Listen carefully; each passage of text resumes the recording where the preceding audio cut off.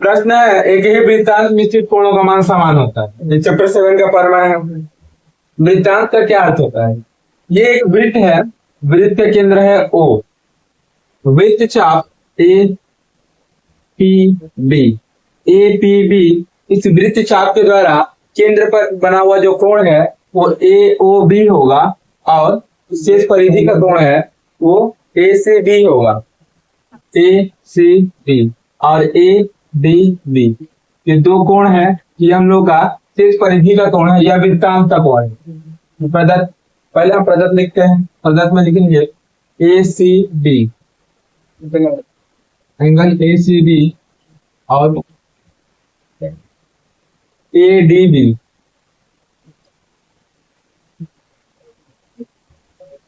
ये वृत्तांत के स्थित कोण है, इसका वृत्त चाप है ADB। वृत्तांत का नाम ABDC, ABDC वृत्तांत में स्थित कोण।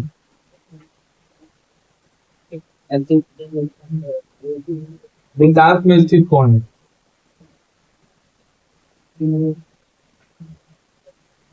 आगे प्रमाणित करना है।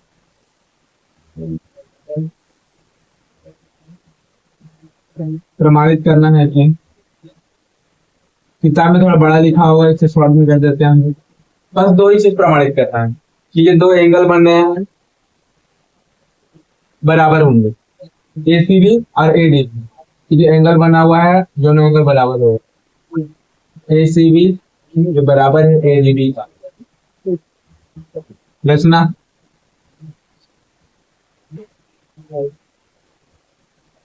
रचना में जो O केंद्र है, O से A को मिला देते हैं और O से B को मिला देते हैं।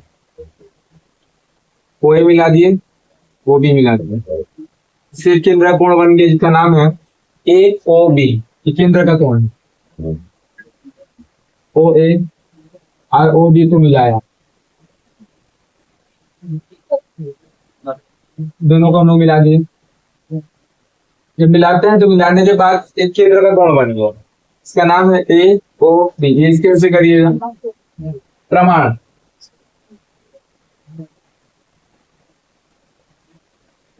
प्रमाण में पहले तो हम लोग देखते हैं केंद्र का कोण कौन सा है, परिधि का कोण कौन सा है। इससे पहले का प्रमेय में सिद्ध कर दिया गया है कि केंद्र का कोण परिधि के कोण का 2 गुना होता है। बट कंडीशन क्या था? एक ही वृत्तांत निश्चित केंद्र का कोण परिधि का कोण का 2 गुना होता है। तो एक वृत्त चाप APB, ये वृत्त चाप है द्वारा निर्मित AOB, ये केंद्र का कोण है। AOB बराबर केंद्र का कोण, केंद्रीय कोण भी लिख सकते हैं। और ACB, ADB ये भी एक ही वृत्तांत में स्थित है, बट ये वृत्तांत का कोण है। ये एक ही वृत्त चाप में स्थित है, बट ये वृत्तांत का कोण है, ये शेष परिधि का कोण। एंगल ACB और एंगल ADB शेष परिधि का कोण है।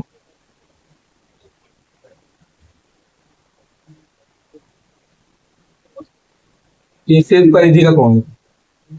तो पहले जिससे पहले हम लोग एक सिद्धांत एक पर सिद्ध किए थे वो कुछ ऐसा था, एंगल AOB मतलब केंद्र का कोण, AOB ये जो केंद्र का कोण है, इस कोण का मतलब परिधि के कोण का 2 गुना, 2 गुने ACB, 2 गुने ACB।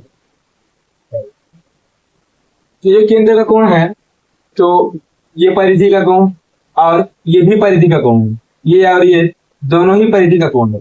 यदि ये इसका 2 गुना है तो ये इसका भी 2 गुना ही होगा। एंगल AOB बराबर 2 गुने AC, ये इसका 2 गुना हुआ, ये इसका भी 2 गुना।